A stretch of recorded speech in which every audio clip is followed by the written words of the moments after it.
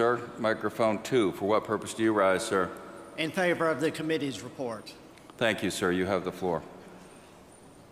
Teaching elder Zack Byrd, Mississippi Valley Presbytery. Fathers, let me turn your attention to 1 Corinthians chapter 6. Verse 1, Paul says, when one of you has a grievance against another, does he dare go to the law before the unrighteous instead of the saints?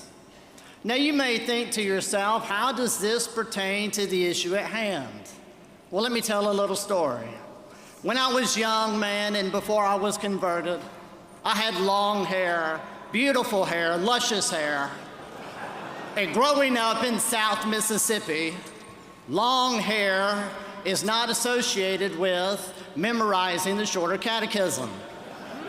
Long hair, if you grow up in what I call the Baptist captivity, is associated with drinking, dancing, and dating girls that do. I had a good friend, she came up to me and she said, my father does not want me to hang around you anymore.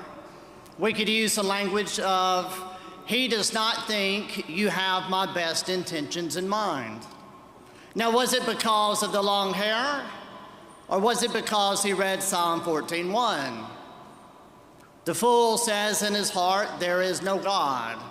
They are corrupt. They do abominable deeds. None are good.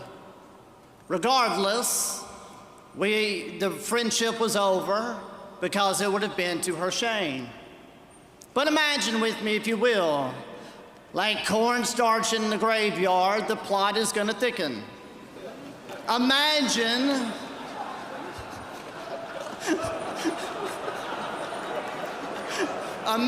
with me, if you would, if her father comes home from a long day at work, he wants to seek refuge in his castle. The court of every man's castle is his kitchen. And as he walks into that court, what he finds is me sitting there. No longer is the shame on her, now the shame is on him. Paul warns us against taking our grievances to the unrighteous. Now we want to invite them into our courts. The ends of discipline are reclaiming a brother, but primarily it is the glory of God. This is Christ's court. Is not the glory of Jesus Christ worth this amendment failing, maintaining the way the BCO is currently written?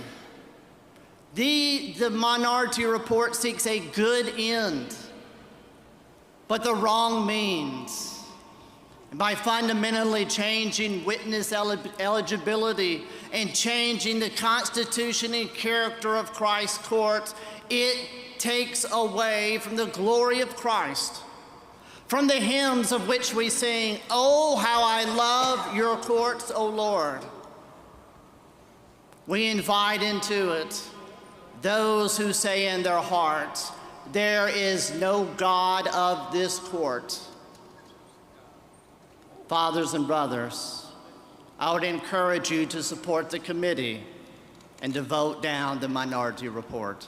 Thank you. Thank you, sir. Microphone 5, you have the floor, sir.